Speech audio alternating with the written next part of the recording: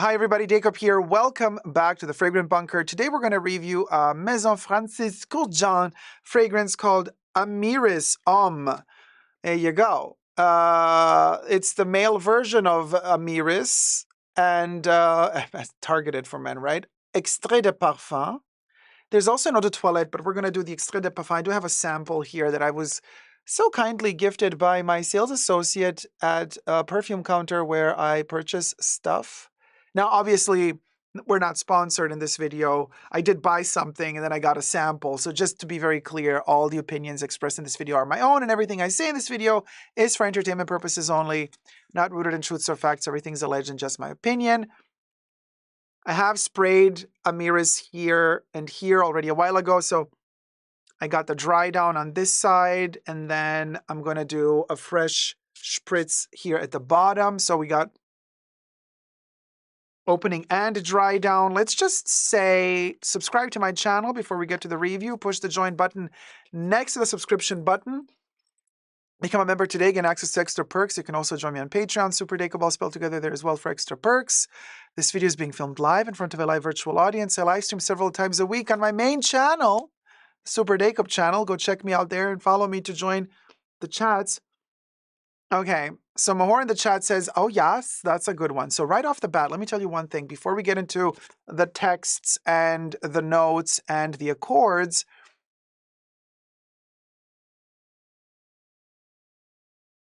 here's the thing. I immediately smell Moschino's teddy bear, the fluffy one, the first one from 2014. This is not a toy perfume, not the glass bottle ones, but when Jeremy Scott came to Moschino, and the first collection was the Autumn-Winter 2024 McDonald's collection, they released a teddy bear perfume that year, and it's a plushy teddy bear. You chop its head off. It's a soft head, and inside is hidden the bottle. That perfume came out in 2014. The first Amyris came out in 2012. So obviously, we see who copied who here, right? So Moschino copied probably Maison Kurkdjian. But even though Moschino lists different ingredients to Amyris, now Amyris eau de toilette smells slightly different to the Extrait. This is the Extrait. Now the Extrait was released in 2019, so that's 5 years after the Moschino plushie toy. You can, by the way, you can check out my review of the Moschino toy teddy bear perfume that I've done back in 2014 or 2015. Those were the days. But it's a very crude review shot with an iPad mini. I know, iPod Touch camera, girl. The review looks like we're in an aquarium and I'm the fish. So dry down quite different from the opening. The opening is giving me major Moschino teddy bear vibes completely. Now, but we're going to also touch base on what Francis Kurkdjian has to say about this perfume. But first and foremost, for the Extrait, they say Amyris is a luminous fragrance steeped in natural urban elegance, reflecting a vibrant Parisian lifestyle. Right off the bat, this does not smell like Paris to me whatsoever, because having spent a lot of time in Paris, this is not how Paris feels or smells to me, which is not to say that this one smells bad. Not at all. Paris can smell really bad, by the way, but that's a whole other can of worms. This just doesn't smell like Paris at all to me. But we'll talk about it later. In this new Extrait de Parfum composition, Francis Kurkdjian infused new energy to the duo featuring Amyris from Jamaica and Iris from Florence, an ambery woody note for him, enhanced by the warmth of a spicy vanilla, a playful whirlwind of the senses. This is what the MFK brand said. And as for the notes, we got Amyris, tonka bean, Sicilian mandarin, Tuscan iris, vanilla, Ceylon cinnamon, and saffron, darling. Now, the Moschino teddy bear has a ton of ambroxan in it as well. Here they don't list it, but it has an ambroxan-y vibe to it. I feel. And now, so what is Amyris? So basically, Amyris, its bark and wood differ significantly from the citrusy aroma of lemon or orange trees. Instead, Amyris exudes a scent resembling sandalwood, earning it the moniker Haitian sandalwood. It boasts a refined and equally potent fragrance compared to its well-known counterpart in the world of perfumery. Amyris is a genus of flowering plants in the citrus family, the Rutaceae. The generic name is derived from the Greek word amiron, which means intensely scented, okay, and refers to the strong odor of the resin. And it has a kind of an ambroxany vibe to it, which then again, I can see how it can relate to the Moschino fragrance. Like it immediately gave me those vibes the second I sniffed on it. But Francis Kurkdjian says that it's a bright fragrance with natural urban elegance. With its woody amber Extrait de Parfum for men, Francis Kurkdjian infuses new energy on the Amyris and Iris pairing. Soft yet spicy vanilla adds a rich fullness to the woody amber aura left in the wake of this fragrance. Amyris Extrait de Parfum for men will put your senses in a whirlwind for elegant play in the flurry of activities. So it starts off with mandarin. And I love how Maison Francis Kurkdjian lists every ingredient with with a short description of what every ingredient means on their website. So I'm going to read directly from their website. You see they have like these chapters, which I find really, really interesting. Other perfume houses don't do that. They're more gatekeeping of a lot of ingredients and what they mean and the poetry and the symbology behind them. So for Francis, Mandarin says, this citrus reticulata was imported from Asia at the beginning of the 19th century. According to legend, its name came from its color, identical to the ceremonial dresses of Chinese mandarins.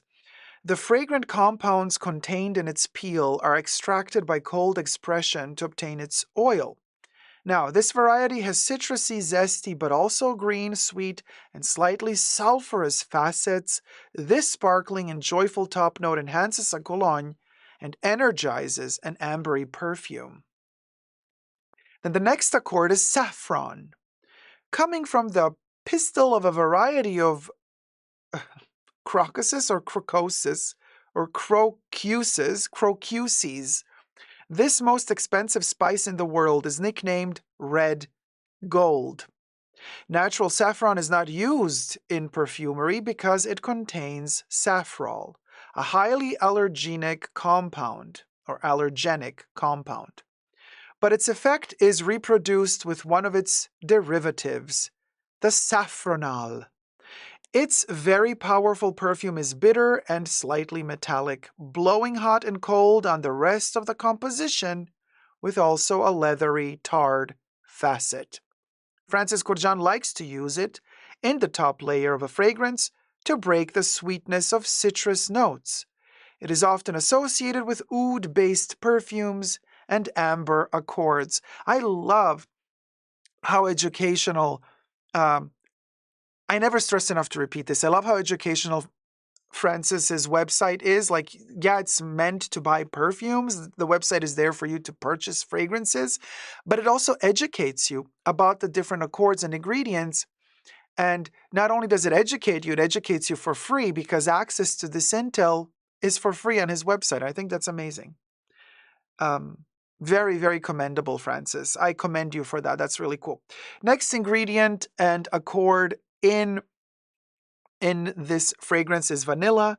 And they say few people know this, but vanilla bean extract naturally has woody, leathery, almost animal accents. To smooth this dark side, Francis has recreated his own vanilla accord, a more airy, gourmand, and slightly spicy interpretation.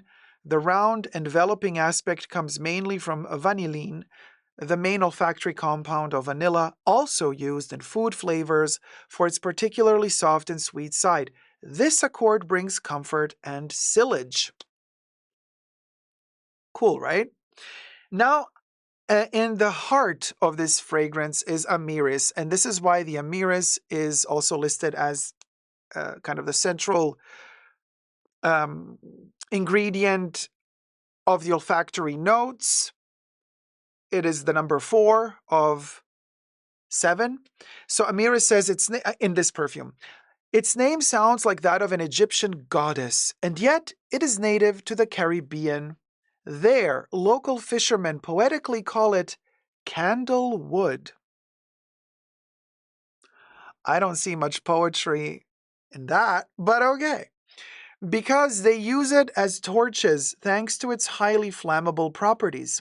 It is sometimes also referred to as sandalwood from the West Indies. This is probably because, once distilled, Amyris balsanifera exhales sweet scents that oscillate between cedar and spicy, slightly smoky sandalwood. A classification among woods that clashes with its botanical genus, the Rutaceae family, which also comprises citrus fruits. So it's kind of like a citrusy sandalwoody accord, which is exactly how it smells to me. Cinnamon is the next olfactive note in Amyris Homme Extrait de Parfum. Cinnamon. This spice is derived from a tropical tree, Cinnamonum zeylanicum. Widely used in food, it flavors mulled wine, gingerbread, and many pastries. It is a real gustative comforter. Its oil, obtained by steam distillation of its bark, gives off a warm, woody, but also sweet and powdery gourmand scent. Its leaf can also be distilled and yields a more raw result. Used in top and heart notes, cinnamon is often associated with ambery and woody accords.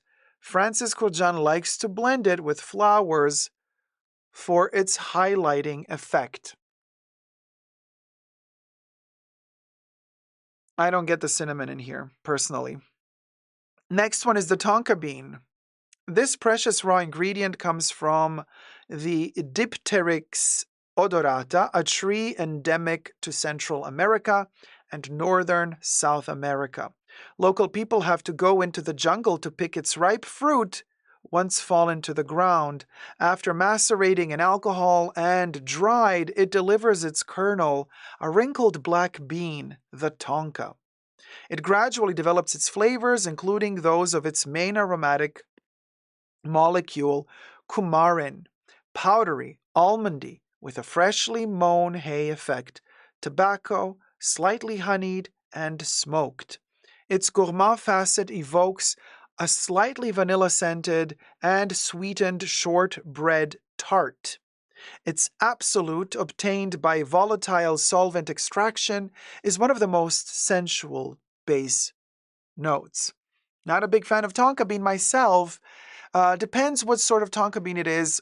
Thankfully, in this perfume, I don't get much of it in the dry down, none of it in the top notes, so we're fine. But you know, some tonka accords, like the ones that Demachy did for Dior for the Collection Privée, are like totally not my thing. All the hardcore tonka hitters from the Dior Collection Privée, they make me nauseous, like sick. I really, really don't like them. But the tonka bean here, virtually invisible to me. The last one is the iris. If in the hearts of perfumers the rose is the queen of flowers and grandiflorum jasmine the king, then the iris is the empress. The part utilized in fragrance is not its flower, but its rhizome, i.e. its root. Perfumery uses the iris pallida, native to the region of Florence in Italy. After growing in soil for 3 years, the iris rhizomes are dried and crushed before being distilled to obtain an oil with a thick consistency, also called iris butter. This long transformation process and the very low yield it produces make it one of the most expensive ingredients in the perfumer's palette. The iris extract offers a very special floral note between the violet and a soft wood, with very powdery and slightly chocolatey cocoa-like facets.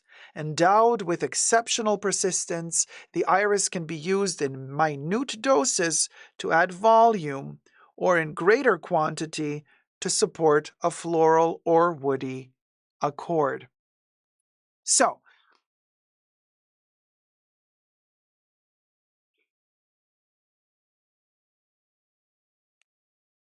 um, it's a very, very light perfume, even though it's an Extrait de Parfum. So I sprayed it on about an hour ago, an hour and a half ago, and the dry down, it's almost completely gone. Unfortunately, I do sense in this one quite a few, to me at least, not pleasantly smelling synthetics.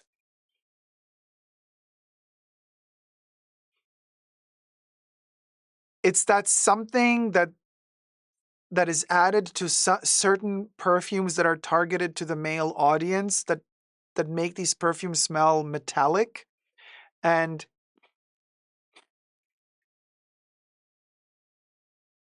synthetic, and not in a good way. It's almost like a yellow, green, lime, a rubbery color turned into perfume. So visualize that turning into a fragrance. I don't want to say it's too cloying, but I want to say it's very synthetic. It's not pleasing. It doesn't invite me to smell it or to wear it. It's a perfume that annoys me, quite frankly. So I'm not a fan of this one, Francis, personally. But hey, 2.4 fluid ounces are going to set you back $385. So yeah, Francis, what will go, will go. That's quite expensive. Check this out. So we got 2.4 ounces currently, right? As of 2024, if it will bother to even focus. There you go. $385 for Amyris Homme Extrait de Parfum, 2.4 fluid ounces, $385. And then they offer you to personalize your bottle for an additional $30. Sure, Francis. Sure. We're really looking forward to doing that. Not. But yeah, quite expensive for what it is, and it's not pleasant to me. Mm-mm. Mahora says metallic woody vanilla amber. Tina says $385. It's a mess, no?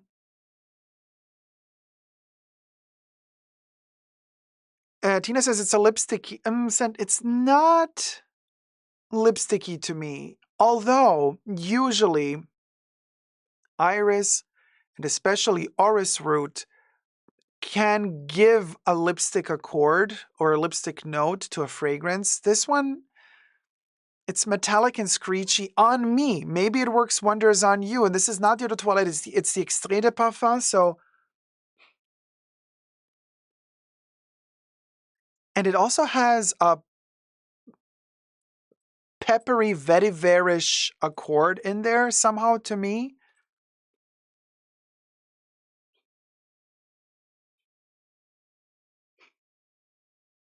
Dry down, I really don't like the dry down. It it's it's messy, mushy, doesn't work on my skin at all. The mid notes are fine. Like I can deal with them. Although this is not a $385 bottle for me. Absolutely not. Absolutely not. So if you like a metallic, somewhat hardcore, slightly ambery, major citrusy perfume, it's a citrus that's imbued in this amber. This Amyris is kind of like this citrus. It's like a lemon sandalwood. But don't think about lemon as how a lemon smells on its own, and then sandalwood, how sandalwood smells on its own. Think of them having a baby together, like a lemon and a sandalwood have had a baby together, and then that baby, in addition to properties of lemon or citrus fruits and sandalwood, in addition to that, that lemon has been imbued with some form of DNA genetic mutation that makes it smell also peppery somehow and metallic. You know, it's like kind of a cyborg version. It's a cyborg version of a lemon and sandalwood. And it kind of mimics nature, but it's very clearly synthetic, and it smells artificial to me, to my nose, and I'm not a fan.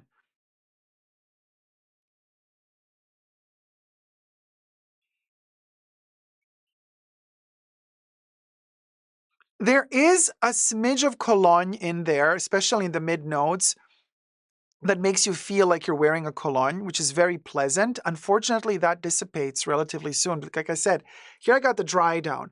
None of it is left. Here, now that it's drying down and I have the mid notes, I get an interesting cologne, a smidge of saffron, possibly, but I get this kind of citrusy cologne, fresh, sophisticated, expensive barbershop cologne smell, which is kind of nice. But then when that is gone, the dry down is this nothing. And the iris kind of keeps popping up from time to time, and it gives me a dry, powdery sweet accord, which is really lovely. There's not enough of it though.